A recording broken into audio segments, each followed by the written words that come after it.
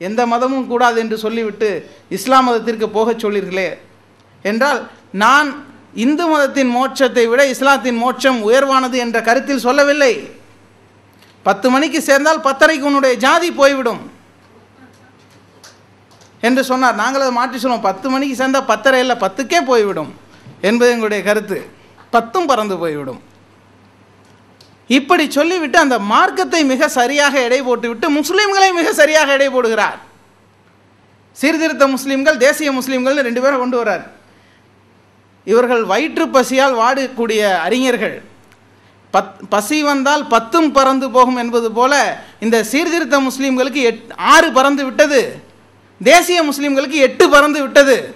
ஆகவே இவர்களை பற்றி கவலை கொள்ளாதீர்கள், நீங்கள் தாழ்த்தப்பட்டவர்கள் இஸ்லாத்தில் திரள் திரளாக சென்று நுழையுங்கள் என்று அவர் வலியுறுத்தி வருகின்ற செய்திகளை 36ஆம் ஆண்டு பல கட்டுரைகளிலே அதை அவர் குறிப்பிட்ட, நான் நல்ல புத்தகம் எடுத்து வரல, படித்து காண்பித்தால் அது நேரம் போய்விடும். ஆகவே இதை நீங்கள் அவசியம் படிக்க வேண்டும்.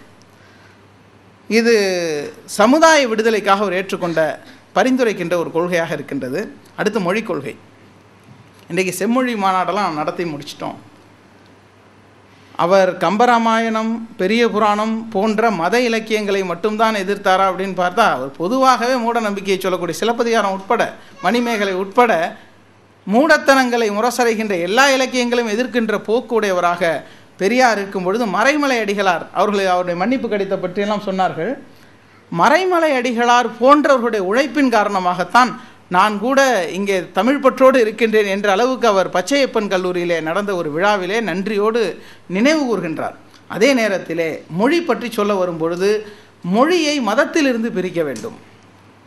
மதத்தின் மேலாண்மை மொழியிலே வந்தால் அந்த மொழி வளராது. சிவனுடைய டமாரத்திலிருந்து பிறந்தது தமிழ் என்கிறாய், அவருடைய மொழியில் சொல்ல போனால் டமாரத்திலிருந்து தமிழ் பிறந்திருந்தால் அதை முஸ்லீம்களும் கிறிஸ்தவர்களும் படிப்பதே மகா பாவமாயிற்றே. சிவன் பார்வதியோடு பேசிய மொழி என்பதனாலேயோ அவருடைய டமாரத்திலிருந்து பிறந்த மொழி என்பதனாலேயோ தமிழுக்கு மேன்மை வந்து விடாது என்று சொல்லி சீர்திருத்த எழுத்தை எழுதியவர் எழுத்து சீர்திருத்தத்தையும் கொண்டு வந்தார். இது மொழி கொள்கை தொடர்பாக நான் சுருக்கமாக சொல்லிவிடுகின்றேன். மொழி மதத்திலிருந்தும் மூட நம்பிக்கைகளிலிருந்தும் பிரிக்கப்பட வேண்டும். ஒரு சைவ மேலாண்மை இலங்கையில் இருக்கக்கூடிய தமிழில் வந்த பொழுது அதில் தொய்வு வந்து விட்டதை, அது பிற்காலத்தில் வந்த விடுதலை போராட்டங்களை கூட பாதித்ததை ஆழ்ந்து நோக்கினால் அறிய முடியும். ஆகவே மொழிக்கு மதத்தின் மேலாண்மை, எந்த மதத்தின் மேலாண்மையும் வந்துவிடக்கூடாது என்பதில் அவர் தெளிவாக இருந்தார். அடுத்தது மூட நம்பிக்கைகளை அவர் ஒழிக்கும் பொழுது இந்த சகுனம் பார்க்கிறது, சிலைகளை வணங்குவது, இது போன்ற மூட நம்பிக்கைகளை மட்டும்தான் அவர் எதிர்த்தாரா என்றால் மிக நுணுகி சென்று பணக்காரத்தன்மை என்பதே ஒரு மூட நம்பிக்கை என்று சொல்கின்றார். அதற்கு ஒரு விலை மாது பொருள் சேர்ப்பதற்காக அவள் படுகின்ற பாட்டையெல்லாம் சொல்லிவிட்டு அவள் பொருள் சேர்த்துவிட்டு என்ன செய்கின்றாள், வைத்து விட்டு செத்து போகின்றாள். இப்படி ஒரு வாழ்க்கை தேவையா? ஒவ்வொரு துறையும் சுட்டி காட்டி பணம் சேர்த்து பணக்காரனாக இருக்க வேண்டும், பணக்கார தன்மையோடு இருக்க வேண்டும் என்று நினைப்பதும் கூட ஒரு வகையான மூட நம்பிக்கை தான் என்பதை மிக தெளிவாக விரிவாக அவர் சொல்லக்கூடியது 1936ஆம் ஆண்டில் ஏராளமான கட்டுரைகளிலே அது ஒரு புதிய சிந்தனையாக பணக்கார தன்மையை நோக்கி எல்லோரும் ஈர்க்கப்படும் பொழுது பணக்காரத்தன்மையும் ஒழிக்கப்பட வேண்டிய மூட நம்பிக்கைகளிலே உண்டு என்று சொல்லி அதற்கு சேரிட்டி பிகின்ஸ் அட் ஹோம் என்று சொல்வார்களே, மிக எளிமையான ஒரு வாழ்க்கைக்கு உரியவராக காந்தியடிகள் எளிமையாக வாழ்ந்தார் என்பது பிரபலம் அடைந்த அளவுக்கு பெரியாருடைய எளிமையை நாம் சொல்ல தவறிவிட்டோமா அல்லது ஊடகங்கள் மூடி மறைத்தனவா தெரியவில்லை. பெரியார் மிக எளிமையானவராக நேர்மையானவராக இருந்திருக்கிறார் என்பதை அந்த எழுத்துக்களிலே பார்க்க முடிகின்றது. அடுத்தது இப்போது பசுவதை சட்டம் கர்நாடகத்தில் பற்றி எரிகிறது. ஆளுநர் நானும் ஒரு பிராமணர் தான், ஆனாலும் இந்த சட்டத்திற்கு கையெழுத்து போட மாட்டேன் என்கிறார். பாஜக ஒரு பிரச்சனையை செய்து கொண்டிருக்கின்றது. பசுவதை என்பது இங்கே கொண்டு வந்தது யார்? கோமேதம் அஸ்வமேத யாகங்களை பற்றி அவர் விரிவாக எழுதி பசுவதையை தொடங்கி வைத்தவர்களே சங்ககால ஆரிய மக்கள் தான் என்பதை அவர் அதிலே சுட்டி காட்டுகின்றார். இது 1936ஆம் ஆண்டினுடைய முதல் தொகுதி வரை உள்ள செய்திகளிலே தான் முன்வைக்கின்ற வாதங்களை மிக மிக நேர்மையாக கூர்மையாக அவர் வைக்கின்றார்.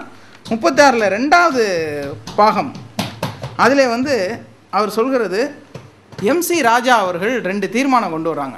ஒன்று, தாழ்த்தப்பட்டவர்கள் தீண்டாத மக்களுக்கான சம உரிமை. இரண்டாவது பெண்களுக்கான சொத்துரிமை. இரண்டையுமே அரசாங்கம் ஏற்றுக்கொள்ளாமல் தேசிய விவாதம் நடத்தணும், பொதுமக்களுடைய கருத்தை கேட்க வேண்டும் என்று சொல்கிறார்கள். பொதுமக்களுடைய கருத்தை கேட்பதற்கு இதில் என்ன இருக்கின்றது? மனிதன் சமமாக நடத்துவதற்கு பொதுமக்களுடைய கருத்தை கேட்க வேண்டும் என்று காலம் கடத்தும் பொழுது அதை கண்டித்து எழுதுவதை பார்க்க முடிகின்றது. 1/11/1936 2 கட்டுரைகள், ரொம்ப தீவிரமான கட்டுரை எழுதுகிறார். ஒன்று தீபாவளி பண்டிகை பற்றி. தீபாவளி பண்டிகை பற்றி அவர் குறிப்பிடும் பொழுது உங்களுக்கு கொஞ்சமாவது மானம், ரோசம், சூடு சுரணை எல்லாம் இருக்குமே, ஆனால் இப்படி ஒரு பண்டிகையை கொண்டாடுவீர்களா என்று அவர் மிக கடுமையாக கேட்கக்கூடிய ஒரு பகுதி இருக்கிறது. அடுத்தது பட்டேலுடைய வருகை பற்றி. வல்லபாய் பட்டேல் வருகிறார். பட்டேல் வருகிறார், பணப்பை ஜாக்கிரதை அப்படின்னு தலைப்பு போட்டு எழுதுகிறார். பட்டேல் ஏதோ ஒரு பிக் பாக்கெட்காரனுக்கு பார்த்து பேருந்தில் நடத்துனர் குரல் கொடுப்பார், என்ன பரிசு பத்திரம் அப்படின்னு சொன்னால், மருத்துவமனைக்கு போனால் உறுப்பு பத்திரம், சாமியாரிடம் போனால் கருப்பு பத்திரம், கோவிலுக்கு போனால் செருப்பு பத்திரம் அப்படின்னு எங்கெல்லாம் எதை பத்திரமா பார்த்துக்கணுமோ அவர் குரல் கொடுப்பார் இல்லையா? அது மாதிரி பட்டேல் வருகிறார், பணப்பை ஜாக்கிரதைன்னு வசூல் பண்ணி கொண்டு போய் கொடுத்துருவாரியா மேல் ஜாதிக்காரர்களுக்கு உங்களை அடக்குவதற்கு என்று மிக தெளிவான ஒரு எச்சரிக்கை மணியை அவர் அடிப்பதை பார்க்க முடிகின்றது. இது 36ஆம் ஆண்டுகள். அடுத்து 37ஆம் ஆண்டு குடியரசுக்கு வந்து விட்டால் இன்றைக்கி மைனாரிட்டி அமைச்சரவைன்னு பட்டப்பேர் வைத்து அரசாங்கத்தை கூப்பிட்றாங்க இல்லையா? இது ஆரம்பித்து வச்சவரே பெரியார்னு தெரியுது. மைனாரிட்டி அமைச்சரவைன்னு கூப்பிடல, சரணாகதி அமைச்சரவை. அதாவது 37 தேர்தலில் வெற்றி பெற்று ராஜகோபாலாச்சாரியாரெல்லாம் வெற்றி பெற்று வந்து விடுகிறார்கள். ஆனால் அரசு நிர்வாகத்தில் ஆளுநருடைய தலையீடு இருக்கக்கூடாது என்ற உறுதிமொழி வரும் வரைக்கும் நாங்கள் பதவியேற்க மாட்டோம்னு சுயமரியாதையாக பேசுகிறாங்க. ஆனால் அரசாங்கம் எந்த உறுதிமொழியும் தரலை. ஆளுநரை வைத்து அது ஒரு அரசாங்கத்தை அமைப்பதற்கு அமைச்சரவையை தேர்வு செய்த உடனே ஓடி போய் சரணாகதி அடைந்து 3 மாதத்திலேயே ஆட்சி பொறுப்பை ஏற்றார்கள். அதனால பெரியார் அதற்கு சரணாகதி அமைச்சரவை என்று பேர் வைத்து எங்கே குறிப்பிட்டாலும் சரணாகதி அரசு என்று அவர் குறிப்பிடக்கூடிய அந்த அங்கத துணை. இங்கே பேசியவர்கள் ஏதோ ரொம்ப இறுக்கமாக ரொம்ப சீரியஸாக பேசிகிட்டு இருந்தாங்க. ஆனால் பெரியாருடைய அந்த நடையை படிக்கும் பொழுது ஒரு பக்கம் எள்ளல், அங்கதம், நையாண்டி, நக்கல் அனைத்தையும் செய்து ஒரு குட்டி உணர்த்துறார் உண்மையை. அந்த எழுத்து நடை, லாவகமான நடை, அதை அவர் ரசிக்க வேண்டியிருக்கு. இந்த தொகுதிகளில் ரசிக்க வேண்டியது ஒரு பக்கம், சிந்திக்க வேண்டிய செய்திகள் நிறைய இருக்கின்றன. ரசித்து கேட்க வேண்டியது அவருடைய லாவகமான அங்கதம் துணிக்கின்ற அற்புதமான நடை. ஒரு விறுவிறுப்பாக ஒரு நாவல் படிப்பது போன்ற ஒரு நடையில் உண்மையை சொல்லி கொண்டு வருகின்றார். அதில் சுயமரியாதை இயக்கத்தை தழுவி 37 ஒரு அற்புதமான கருத்தை வெளியிடுறாரு. முஸ்லீம்களும் கிறிஸ்தவர்களும் ஆழமான இறை நம்பிக்கை உடையவர்கள், இறை நம்பிக்கையை புறக்கணித்துவிட்டு வரமாட்டார்கள் அப்படிங்கும்போது அவரே அது சொல்கிறார். முஸ்லீம்களை பற்றி நான் மிகவும் மேன்மையான எண்ணம் கொண்டிருக்கிறேன். ஏனென்று சொன்னால் அவர்கள் ஒரு உலக சமுதாயம், மார்க்கத்திற்கு முதலிடம் கொடுக்கிறார்கள் என்றெல்லாம் பல இடத்துல பேசுகிறார். தேசியம் என்பதற்கு 3வது இடத்தை தான் தருவேன்னு ஷவுகத் அலி சொன்னார், மௌலானா முகமது அலி சொன்னார்.